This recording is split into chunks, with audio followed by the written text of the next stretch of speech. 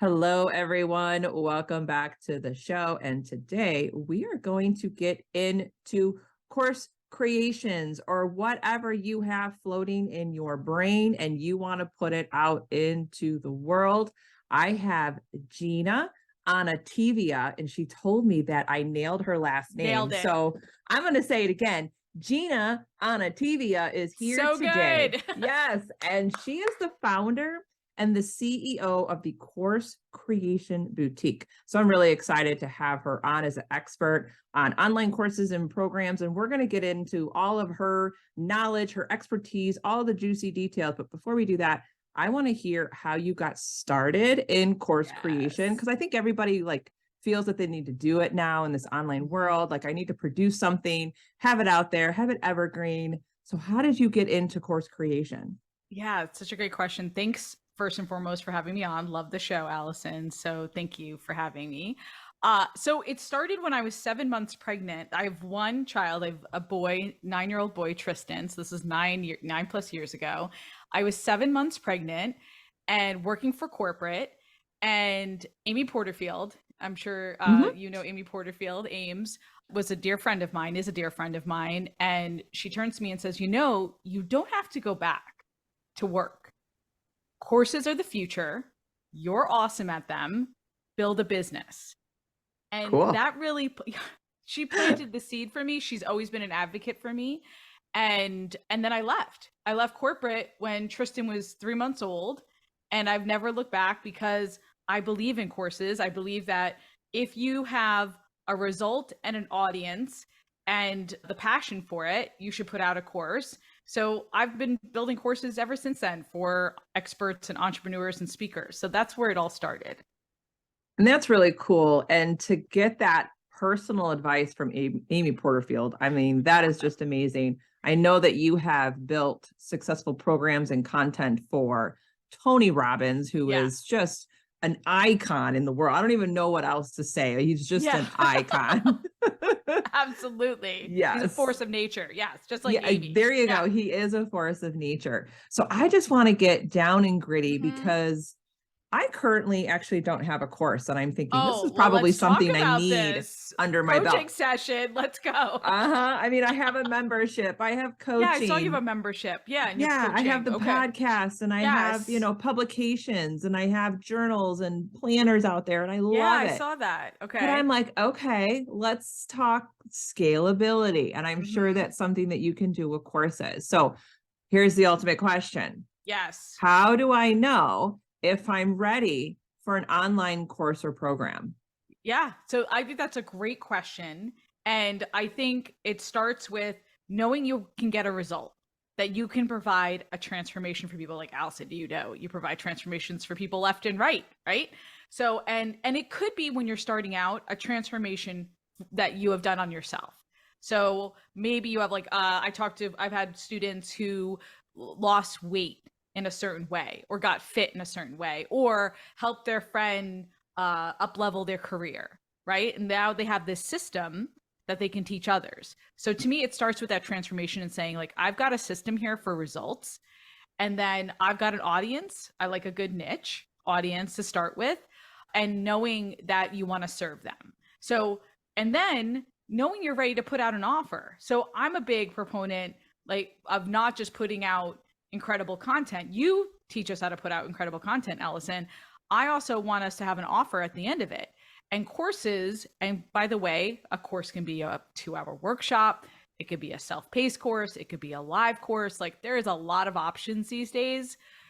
It could be a 30-day course. So for you, thinking through okay, what structure could that course become based on what my people want?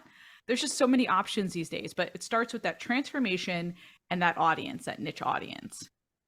That's awesome. And I already have the wheels turning. And you said something so eye-opening. I think when people hear the term course, or I need to create a course, that's very overwhelming because they immediately think it needs to be this deep, intricate module after module after module, so many lessons. You have to tick every single box.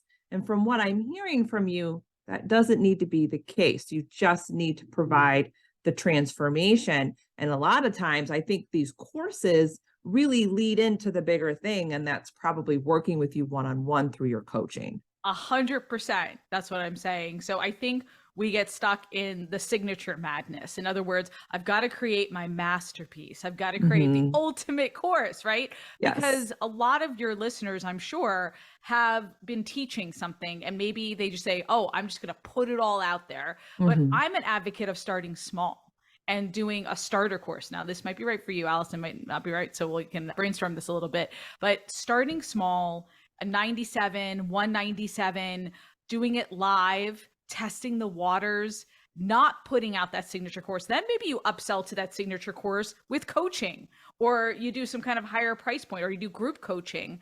But starting small really enables us to try things on without all that pressure, right? Without spending all that money or resources. That's excellent advice. I love how you said testing it, doing it live. So I'm sure a lot of listeners are kind of have their pen and paper, but they're not sure what to write down. So what are the steps when it comes to putting together a successful online course?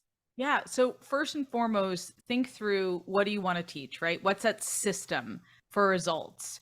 And then think about breaking it down a little bit. Like, think in terms of steps. Like, I have this posted exercise where you can break down what people get lost in terms of outlining their course is they just throw everything against the wall, right? But really think through, like, what are the 5 steps that takes 3 steps to get to the outcome that somebody is after. Like, I've got somebody in my 6-week accelerator right now, and she helps with fertility issues, and she deals with mindset around fertility. And I was like, okay, well, tell me, what are those 3, 4, 5 steps that get to the outcome? So I want you to start there, thinking through, what's my system for results? And if you don't know what that is, just start journaling and writing things down. Or if you're coaching, the patterns are going to come up again and again of what you're teaching, of what you're saying. And as you get great at your content, you're going to say the same things over and over. Like, that's human nature, and because it's good. So think about that system for results. Think about that audience that you want to serve, right? And I like to think in terms of, are they willing to spend the money? Okay. Who do you want to serve? Is it a big enough group, but yet it's niched? Do they have money to spend, and are they willing to spend it? Because that's so difficult these days. As you know, Allison, some people just want things for free. What are they going to actually pay for? So thinking through that. And then once you figure out your system and your audience, the third thing I want you to do is validate and talk to your people. What do they really want? Because don't put out the course you want to put out the course your people want, and they're actually going to pay for. Because I've had people come to me and say, well, I put out this course, but nobody bought. It's like, well, did you ask them if they were going to actually put their credit cards down? I had somebody on my podcast, she's the ingredient guru, and they said, you should put out a preparation course. Like, when hurricanes happen and natural disasters happen, how to stack your pantry. And I thought, well, that's nice. And they're like, well, we would totally buy it, but they didn't buy it. Right. So I was like, they think they want that, but they don't. So what is the course that people are really going to pay for? And I give the same advice when it comes to creating content, because a lot of people overthink it and they're like, well, I should do this and I should do that, but maybe they're not getting engagement, or they're not, converting their content. And I always say all the time, well, you need to ask your audience. And it's such a simple process to do. Use your Instagram stories and just poll them, but you can't do it one time. You have to do it several times. You have to do You're it absolutely right. in your emails. If you have a Facebook group, poll them there. Right. Yeah. The podcast, I could ask a question on the podcast and say, hey, I can create create a free Google form. Yeah. And put a link to it in the podcast, and then let people do it, Yeah. And I'm an advocate of getting on the phone with people too. And like you offer a free strategy session, and then you could sell them into your wait list for your course. Well, that's great. It sounds like you are a candidate for my course. I'd love for you to join the wait list. I'm going to release it in the next 60 days. Does that sound good to you? Yeah. And then you can build up your wait list that way. Cool. All right. So we've identified the steps, the transformation, our audience. But I want to ask, like, how do we decide I mean, a course is a broad term. Yeah. There's so many different ways to create it, how to deliver it. So you talk about picking your own unique structure. So Yes. how do I know what kind of program to build? Yeah, such a great question. And this comes down to your whatever you're asking, your Google Forms, your polls, whatever. Once you have an idea of that pain point that they really want solved and that they're going to pay for, then you need to figure out the delivery. So that should be part. So if you're getting on the horn with somebody or you're doing a group session or whatever it looks like, you ask them, well, how would you like that delivered? Do you want that in live workshops twice a week? Maybe the first day we do a training and then the second day is a Q&A. Would you rather it self-paced? Would you rather 5 minutes a day for 30 days? What does it look like? And throw out like 3 or 4 formats that you think your folks would like, and then have them vote on that. Or throw out their own idea. But after you nail down that pain point and you know what that system is, then it's about the delivery and what they really want from you. That's really cool. I love that you're constantly keeping your audience in communication with what you're going to be creating. And I Yeah. love to do that in my emails. I'll always tease them of like what's coming, just to kind of know, like, this is what I plan on creating for you. So I'm always looking for a little feedback. Like maybe someone will respond, oh, that's really cool. I never would have thought of that. I'm looking forward to it. Like stuff like that. So here's like another question that I'm sure my audience, because a lot of them have a lot of ideas. Oh yeah. So what if we 100%. have too many ideas for an online course? Yeah. Do we create several courses? Do we do the one? Do we create like a mini course that upsells to a bigger course? Like, what do we do when there's like too much in our brains? Yeah, and this happens all the time. If you're listening, of course, like if you're listening to your podcast, Allison, like they're obviously have a ton of great ideas, right? That they want to implement. And I get it. But I This want is you me to on a start, daily basis. I know. And I talk to my students all the time. They're like they'll be in the middle of my accelerator. Like I had a woman who wanted to put out how to train for a hotel staff job. Like it's more nuance than that. But then she's like, but then I have this other great idea. And then I have this other great idea. And I'm like, okay, these are all great ideas, but let's stay the course here, no pun intended. So think about your priority course, your PC, in terms of where's the demand? What are people knocking down your door for? What are people asking you for? Like they saw that transformation happen, like, or they saw you did something. They're like, hey, can you do that for me? That means there's a demand there. Or if you have a Facebook group, Allison, you mentioned Facebook groups, and I've had students who have Facebook groups and like, when are you going to sell me something? Right? That's the course you should be putting out. The one that you see the demand, that people are knocking down your door and asking for it. And then again, I like that starter course idea. So not starting big. So what's the one? And then also low-hanging fruit. Where do you already have existing content? Where do you have existing content that you've been posting that you can spin into a course? Maybe you've been teaching. Like I get students who teach at universities or at local schools or give local talks. Can you spin that into a course? You add some value. So take all these. So on demand, where's the demand? Not on demand. Where's the demand? Where's a low-hanging fruit in terms of content you can spin up? And then where's that starter course that you can do right now? That's what I would say in terms of if you have a lot of ideas swarming in your head. Now I have a follow-up question to this, because this is something that I'm seeing online from other experts. It's something that I've dabbled in and I've seen some success. How do you feel about pre-saling a course that you haven't even created yet? Love this idea. Love this idea. So I mentioned waitlist earlier. I think as soon as you know you have an idea of your title, you got some benefit bullets, and you know you're going to put this up, like I want you to put out a waitlist. And you could pre-sell it also. Like you have choices here. You could either take names, you could do an exclusive bonus where you say if you sign up and you're a founding member, when you enroll, you get this bonus. You could take a deposit, or like you were saying, Allison, you could pre-sell. And if that makes you nervous, just say like, hey, we're gonna do a live call first, and then the rest of the course will follow. You do not have to have your entire course mapped out. Like trust me, I've ridden the plane while I'm building it, whatever that expression is, plenty of times, and so have my students. So I love the idea of pre-selling. Don't feel like you have to have it all built out. Don't feel like you have to have it all figured out either. It might change as you go, especially if you're teaching it live.